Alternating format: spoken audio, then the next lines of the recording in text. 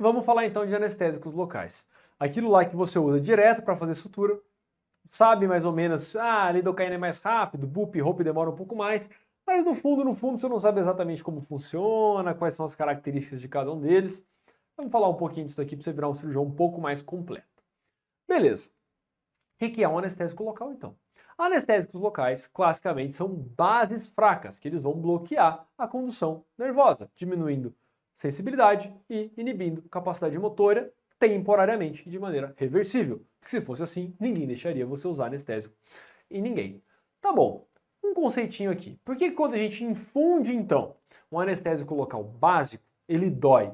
Porque a formulação comercial é ácida. E se você quiser, você pode colocar um pouquinho de bicarbonato junto na sua solução para diminuir a dor da infusão no seu paciente. Alguma coisa você já aprendeu, você pode usar no seu dia a dia. Isso aí, seu paciente vai te agradecer. Então, como é que o anestésico local vai funcionar de fato? Primeiro e principal fator é o bloqueio nervoso químico. Então, ele vai impedir lá o influxo do sódio para dentro. E aí o que acontece? Não tem impulso nervoso. Bloqueou o impulso nervoso, não tem dor, não tem sensibilidade. Tá tudo beleza. Mas existem outras características que a sua infusão vai causar. A compressão e a distensão do nervo também levam à perda de função. Como é que você sabe isso? Você ficou lá um tempão sentado com a perna cruzada. Na hora que você levanta, você sai todo manco, né? Por quê? Compressão nervosa por período prolongado. Ou então o paciente teve uma tração muito forte no membro superior, lesa lá o plexo braquial. Mesmo que não tenha a ruptura completa, ele pode ter uma neuropraxia. Fica lá, por quê? Extensão nervosa é importante. E também, quando você usa um vasoconstritor, que a gente usa muito associados aos anestésicos locais, você consegue causar uma isquemia transitória ali no nervo, que também limita a transmissão do impulso nervoso. Então é assim que eles funcionam. Então agora vamos falar de características específicas dos anestésicos locais que fazem eles agir como eles agem. Porque a gente sabe mais ou menos sobre a lido, sobre a BUP, sobre a ROP, a gente vai comparar mais delas, mas o que de fato faz cada anestésico ter as suas características? Por exemplo, a potência. O que eu quero que vocês pensem? Eu vou falar de potência, vou falar de latência, vou falar de duração.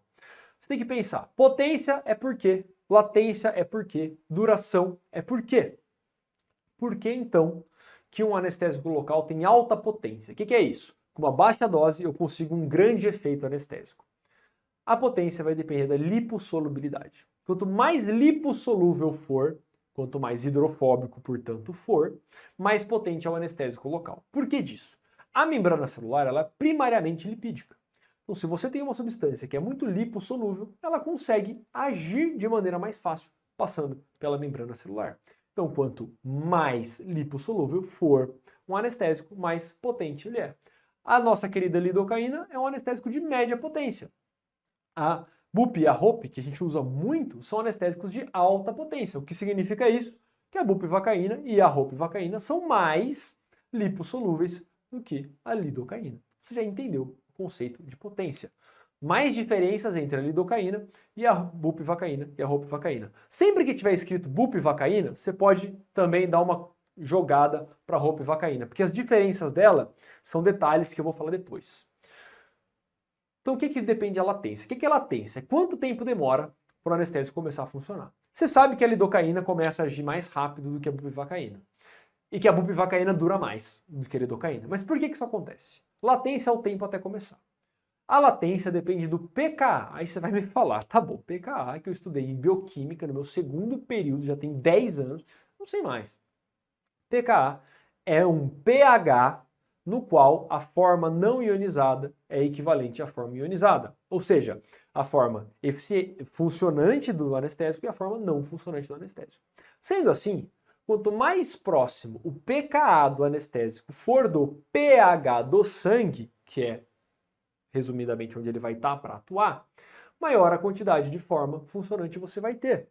Então, quando você pega a lidocaína, ela tem um pKa de 7,9 e o pH do sangue é 7,4. A bupivacaína tem um pKa de 8,1, ou seja, mais distante do pH do sangue.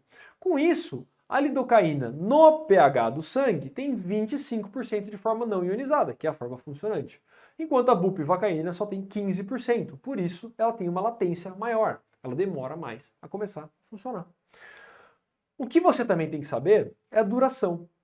Por que um anestésico dura mais do que o outro? É pela ligação à proteína que ele faz.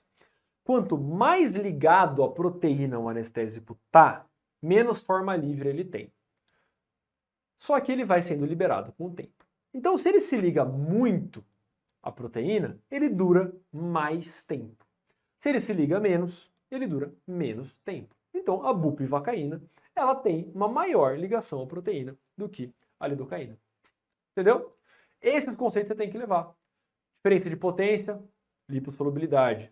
Latência, pKa. Duração, relação com proteínas, porque isso pode aparecer assim na sua prova. Esse slide aqui é um slide muito importante e eu vou trazer mais informação do que o que está escrito nele. Primeiro, dose máxima de lidocaína. Isso cai na prova, isso aparece, isso despenca, você precisa decorar, precisa saber. A lidocaína sem a adrenalina, sem o vasoconstritor, ela vai ser absorvida de maneira mais rápida. Por isso, ela vai durar menos e ela vai ter também uma dose tóxica menor. Então, 5 mg por quilo. Se você associar a adrenalina, você diminui essa absorção, ela dura mais, e você pode usar até 7 mg por quilo. Você vai falar, ah não, mas eu sei que na lipoaspiração, vocês, cirurgiões plásticos safados, usam muito mais do que isso, muito mais. E de fato usa, tá bom? Tem relatos aí de que quase 40 mg por quilo não causou intoxicação. Mas tem vários fatores que influenciam nisso. Um deles é que quando a gente faz lipoaspiração, a gente lipoaspira depois de volta boa parte daquilo que a gente injetou. Esse é um dos fatores, fora outros. Para sua prova, 5 mg quilo sem vaso, 7 mg quilo com vasoconstritor. A bup e a ropivacaína, elas têm doses tóxicas iguais, que são de 3 mg por quilo. Também vale a pena lembrar. Eu quero parar aqui um segundo para fazer uma comparação entre a bupivacaína e a ropivacaína. No próximo slide, a gente vai falar sobre algumas complicações que podem acontecer com os anestésicos locais. A bup e a ROP, elas são muito parecidas farmacocineticamente. Então, tempo de ação é o mesmo, latência é a mesma, dose tóxica é a mesma. Então, o que muda? A bupivacaína, ela é muito mais cardiotóxica do que a ropivacaína. É isso que você precisa lembrar. Se você tem uma parada cardíaca por bupivacaína, esse paciente deve morrer. Muito difícil reverter. A ropivacaína, ela é muito menos cardiotóxica. Então, essa é a grande diferença. E tem mais um detalhe. A ropivacaína, ela tem um efeito vasoconstritor próprio. Enquanto a lidocaína e a bupivacaína vasodilatam, a ropivacaína faz vasoconstrição. Então, geralmente, você não acha a ropivacaína associada a vasoconstritor, porque ela já tem um vasoconstritor próprio. Sendo assim, eu particularmente, quando vou fazer uma solução para injetar no meu paciente, eu prefiro fazer de lidocaína, para começar o efeito rápido, mais ropivacaína, ao invés de bup. Por que a ROP? Quando você associa a ROP a lido, você consegue uma latência maior, você consegue já um efeito vasoconstritor próprio dela, e se você jogar ainda adrenalina, o efeito vasoconstritor é melhor ainda, e ela também é menos cardioneurotóxica. Então, eu prefiro associar lido com ROP e não lido com bup. Vale esse conceito, que isso já apareceu em prova, é legal comentar. Já que a gente falou disso, vamos falar de intoxicação por anestésico local. O que a gente vai fazer para evitar que o nosso paciente fique com uma intoxicação? A primeira coisa é atenção à dose tóxica. Você decorou a dose tóxica no slide anterior, não foi à toa, já lembra dela aí agora. Lembrou? Vou continuar. Se você der mais, você está se expondo ao risco de causar uma intoxicação. Outra coisa que pode levar à intoxicação é você não entrar aspirando. Então você jogar esse anestésico lá dentro de um vaso, também vai aumentar o seu risco de intoxicação. Tá bom. Aí meu paciente intoxicou. Como que ele vai se mostrar para mim? Primeira coisa que ele vai ter é parestesia perioral e gosto metálico na boca. Decora esse conceito, porque na sua prova vai aparecer isso aí. E no seu dia a dia, se você está num procedimento e o paciente começa com essa queixa, você tem que entender que já deu de anestésico local e você tem que começar tratamento de suporte para ele. Ah, essa intoxicação sempre se manifesta imediatamente? Não. Ela pode se manifestar tardiamente. Então o paciente fez um procedimento de manhã e chega tarde com esses sintomas.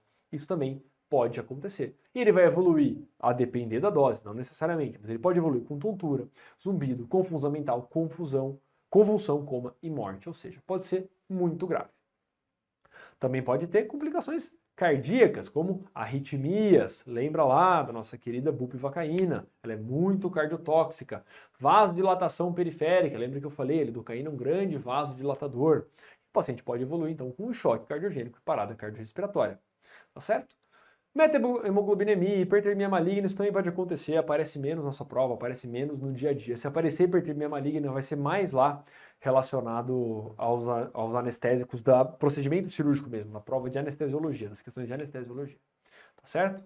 E como é que a gente trata? Não existe, de fato, um antídoto para isso. Então a gente vai tratar com suporte. Vai dar oxigênio, vai dar volume, vai garantir via aérea, vai fazer ACLS, pode controlar as convulsões com benzodiazepínico, caso o paciente venha a ter. E lá embaixo tem um detalhe, que é a emulsão lipídica. A emulsão lipídica, ela não é, de fato, um antídoto dos anestésicos locais. Mas, em intoxicações graves, você pode usar. O que ela faz? Lembra que os anestésicos locais são lipossolúveis. Quanto mais lipossolúveis, mais potentes. Então eles entram na célula porque são lipossolúveis. Quando você joga uma substância extremamente lipídica na corrente sanguínea, essa emulsão lipídica é aquela lá da nutrição parenteral. Quando você joga algo extremamente lipídico na circulação do paciente, ele vai competir a entrada na célula e dar uma segurada na intoxicação pelos anestésicos locais. E é isso que a gente tem que fazer. Identificou, começou o gosto metálico, blá, tratamento de suporte. O paciente ficou grave, você pode cogitar usar a emulsão lipídica, mas lembrar que não é um antídoto.